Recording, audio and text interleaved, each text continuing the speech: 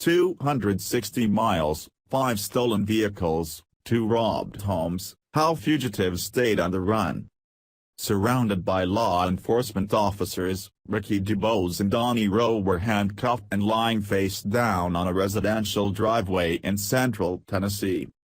Nearly 60 hours before, authorities launched a multi-state search after they escaped from a state corrections bus in central Georgia and allegedly killed 2 prison guards. While they were on the run, the pair allegedly stole 5 vehicles, robbed 2 homes, tied up and terrorized an elderly couple, and led police on a chase where speeds reached 100 miles per hour, officials said. The escape. The 2 men got onto a correctional bus as prisoners but became fugitives shortly before sunrise. Rowe, 43, and DuBose, 24, along with 31 other prisoners were headed to the Georgia Diagnostic and Classification Prison, some 45 miles west of Eatonton, which is about halfway between Atlanta and Augusta. The pair had been cellmates once and both were serving prison sentences for separate armed robbery and assault convictions at Baldwin State Prison near Milledgeville. Rowe was serving up to life in prison and DuBose up to 20 years in prison, officials said. The minutes that preceded their escape are still under investigation, but police say the 2 somehow got out of what should have been a locked, gated rear section of the bus. They entered the driver's compartment, overpowered and then disarmed officers Christopher Monica and Curtis Billou while the bus was on State Route 16 near Eatonton, some 70 miles southeast of Atlanta, police said. The scene where Georgia prison inmates Donnie Russell Rowe and Ricky DuBose escaped on Tuesday morning. I saw 2 brutally murdered corrections officers, that's what I saw, said Putnam County Sheriff Howard Sills recalling what he saw on the bus. I have their blood on my shoes. They left the horrific scene, carjacked the driver who pulled up behind the bus and fled in the man's Honda Civic. Several cars stolen. As word of the inmates' escape spread, photos of the 2 men emerged on social media. Rowe and DuBose slowly made their way north. They ditched their uniforms for stolen clothes when they ransacked a house about 30 miles from where they left the bus, Sills said. Following their tracks and footprints, authorities discovered that the inmates took a 2008 white Ford F-250 pickup from a rural business in Madison, Georgia, sometime between Tuesday evening and Wednesday morning. I'm sure the keys were left in the truck, Sills said.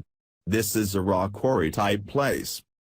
DuBose and Rowe quietly crossed state lines between Wednesday and Thursday before they ditched the stolen truck in Moore County, Tennessee. There the 2 apparently stole a car, which they covered with grass and branches when they ditched it along a state highway in Bedford County, authorities said. Inmates tied up an elderly couple. Without a car, Rowe and DuBose walked up a hill and reached a home in Shelbyville, about 30 miles from the Georgia-Tennessee border. Bedford County Sheriff Austin Swing said the escaped inmates forced their way into the home and held an elderly couple hostage at gunpoint for about 3 hours. They wrestled with the man and got control of him and threatened both of their lives, Swing said. They tied the man up with a belt and put socks on his hands where he couldn't use his fingers, he added. In the span of 3 hours, the inmates ate a beef stew-like soup and took shoes, clothing as well as jewelry from the house, Swing said. Shortly after 5 p.m., local time, the pair left in the couple's Jeep Cherokee because the engine of another vehicle didn't start, Swing said. Car chase. A 10-mile chase ensued on Interstate 24 south of Nashville when law enforcement officers saw the stolen vehicle. At that point, a deputy tried to pull them over without knowing it was the escaped inmates, Rutherford County Sheriff Mike Fitzhugh said. Several SUVs were hit when the escapees drove away, opening fire on deputies as they fled. No one was injured, officials said. DuBose and Rowe crashed the stolen SUV and ran into some woods. Some police cars followed them while others stayed back blocking the highway. The capture. The bravery of a homeowner put an end to the 3-day-long manhunt, Fitzhugh said. The inmates had run through the woods to a home on Pruitt Road, near the rural community of Christiana. The homeowner was alerted somehow. He looked outside and saw the suspects trying to steal his vehicle, Lieutenant Bill Miller from the Tennessee Highway Patrol said late Friday. Ricky DuBose and Donnie Rowe after their capture.